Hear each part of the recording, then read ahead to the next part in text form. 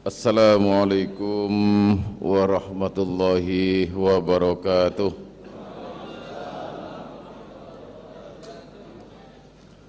Bismillahirrahmanirrahim.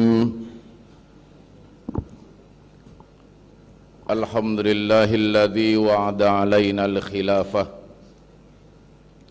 wa yuqimu fiha jami'u ahkami biladina hadha bisyari'ah wa arsyadana fiha tariqan min tariqil jannah wa ja'alaha nizaman ala minhajin nubuwah. Allahumma salli wa sallim wa barik ala nabiyyina Muhammad wa ala alihi wa sahbihi wa sallama tasliman katsira, amma ba'd. Ayyuhal muhtaramin wal ulama yang saya muliakan, dan juga segenap teman-teman senasib dan seperjuangan yang bisa membantu berjalannya Mudzakarah Ulama Nasional pagi hari ini.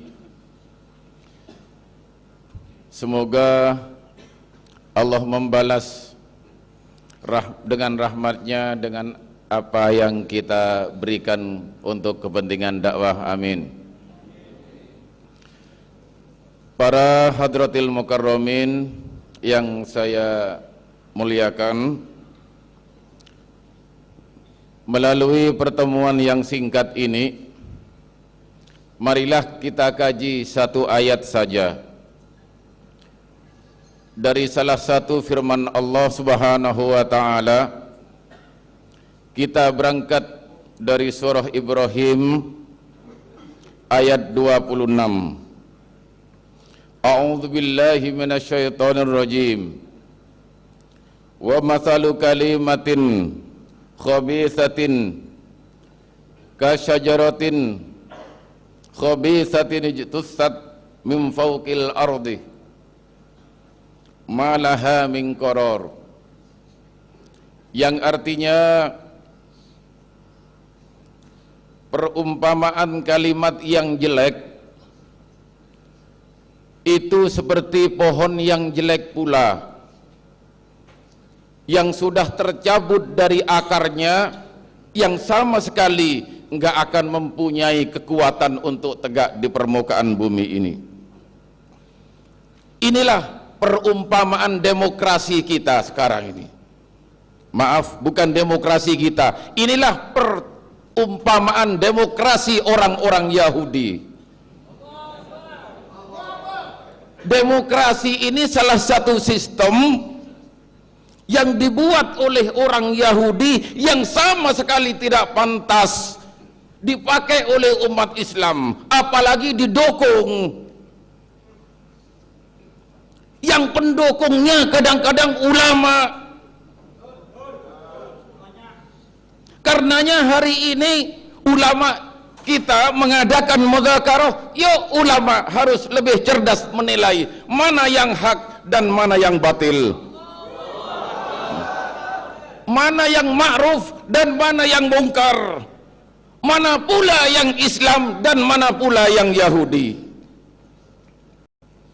Saudara-saudara kaum muslimin, para alim ulama yang saya muliakan, demi Allah, yang namanya demokrasi ini, walaupun sejak dulu diyakini oleh MPR, DPR, penguasa kita yakin bahwa demokrasi dapat mengantarkan umat manusia ke jenjang yang lebih baik, tidak akan mungkin.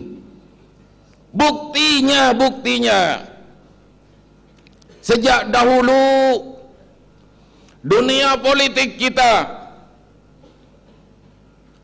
hanya berorientasi kepada kepentingan pribadi dan individu. Paling banyak hanya mementingkan kepentingan golongan. Ekonomi kita hanya untuk kepentingan asing. Dunia sosial kita dan kebudayaan kita sudah ditelanjangi oleh mereka. Hai umat Islam, ayo lebih cerdas. Kita harus tetap berpegang teguh kepada Al-Quran dan Sunnah. Sehabis dari sini para ulama, kita punya tugas masing-masing, kita punya tugas untuk menyampaikan bahwa demokrasi adalah sistem kufur yang jelas. Takbir.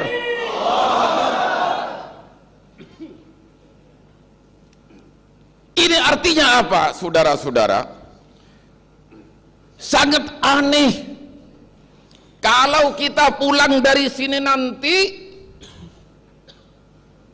dalam acara pemilu yang akan datang, rakyat kita, umat kita masih mencontreng kepada orang yang belum teruji kebenarannya, belum teruji keislamannya.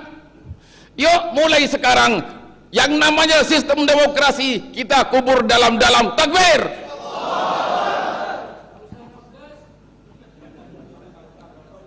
Saya enggak ngomong begitu.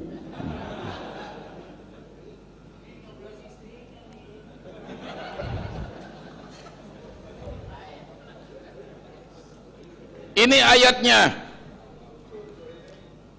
Sekarang kita kaji sebuah hadis saja. Ini bukan hadis ungkapan Hujjatul Islam Al-Ghazali. Ini tak ngerepek, khawatir salah sayang. Hujjatul Islam Al-Ghazali mengatakan dalam kitab Al-Iqtisad fil I'tiqad, beliau mengatakan ad-dinu usun was-sultanu harisun. Ad-dinu usun, agama Islam ini adalah dasar pondasi kita. Ini artinya dari potongan ungkapan ini, Islam jangan jadikan sebagai dasar agama ritual, amalan ritual, tapi jadikan Islam ini sebagai mabda kita. Jadikan Islam sebagai ideolog kita. Jangan berlaku aneh, wahai ulama. Kita harus peka dengan keadaan umat dan masyarakat kita. Agamanya Islam, tapi perilakunya Yahudi, pemimpinnya kufur. Ini tugas ulama, harus peka terhadap problematika umat yang terjadi saat ini. Gak mungkin kita para ulama akan dimasukkan ke surga oleh Allah kalau cara kita memimpin rakyat, memimpin masyarakat di dalam dunia kekufuran ini kita diam saja. Karena ulama sebagai pewaris Nabi, umat akan kufur, umat akan majusi, umat akan Nasrani, tergantung di tangan kita sekarang. Takbir. Oleh karenanya bukan waktunya sekarang ulama ini hanya dakwah lewat lisan. Bukan waktunya lagi ulama ini hanya dakwah lewat hati. Saudara, kita tahu bahwa sistem dakwah yang lewat hati, wa illam yastati fa bi qalbi wa huwa aful iman, ini artinya bukan tugas ulama. Kalau dakwah dengan hati ini paling lemahnya iman, berarti iman yang seperti ini nggak akan bisa dibawa ke surga. Lah iman lemah ya, mau naik ke surga dengan iman lemah nggak mungkin. Oleh karenanya saudara-saudara, lalu potongan ayat yang berikutnya, was-sultanu harisun, penguasa adalah penjaga. Kita ini nggak punya penjaga. Coba kita lihat kenapa agama yang lain ini kuat. Orang Nasrani punya penjaga namanya Konstantin. Orang Hindu punya penjaga namanya Asoka. Agama Persia punya penjaga namanya Cyrus. Islam penjaganya siapa?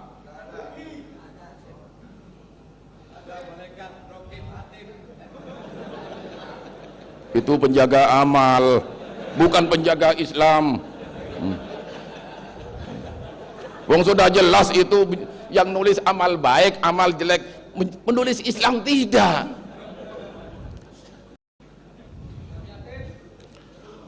Oleh karenanya inni ja'ilun fil ardi khalifah. Ini tujuan Allah yang kedua menciptakan kita manusia ini. Kita harus mengangkat seorang khalifah, seorang pemimpin yang sanggup mengatur umat sedunia. Semoga dengan kesatuan ide dan keinginan kita, seorang khalifah secepatnya ada di tengah-tengah umat Islam. Amin. Famala ussalahu famahdumun. Sesuatu yang tidak ada penjaganya pasti rusak.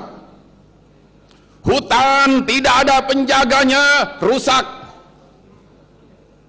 Rumah tidak ada penjaganya, rusak. Islam tidak ada penjaganya, juga hancur. Sudah berapa ratus tahun Islam ini tidak ada penjaganya. Umat Islam bahkan ulamanya diam. Hai saudara-saudara, diamnya kita sebagai ulama adalah kecelakaan umat.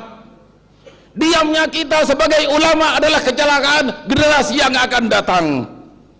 Oleh karenanya diamnya ulama tidak mengangkat seorang khalifah adalah haram hukumnya. Saudara-saudara kaum muslimin rahimakumullah, inilah tugas sebagai pewaris Nabi. Warasatul anbiya, bukan hanya pewaris Nabi, tapi pewaris para Nabi. Kalau pewaris anbiya, maka kita harus punya hati sebagaimana hati Nabi Allah Ibrahim. Kita harus punya mental sebagaimana mental Nabi Ayub. Kita harus punya jiwa sebagaimana jiwa baginda Rasul. Ini baru warasatul anbiya. Ini artinya saudara-saudara, umat Islam, ulama khususnya tidak boleh takut rintangan, nggak boleh takut kendala, nggak boleh kita takut kemiskinan, apalagi takut mati. Takutnya seorang ulama kecelakaan umat, diamnya seorang ulama kecelakaan generasi yang akan datang. Oleh karenanya diamnya ulama ini lebih jelek nilainya daripada iblis. Hadirin kaum muslimin rahimakumullah, kalau iblis diam dengan adanya arus Yahudi seperti ini, wajar kalau memang dia nggak punya iman. Kalau ulama diam di tengah-tengah kemungkaran, ada kemungkaran nggak memperbaiki, ada kemungkaran nggak mau beritahu kalau itu kemungkaran, lebih haram daripada iblis. Allahu Akbar. Berapa menit itu?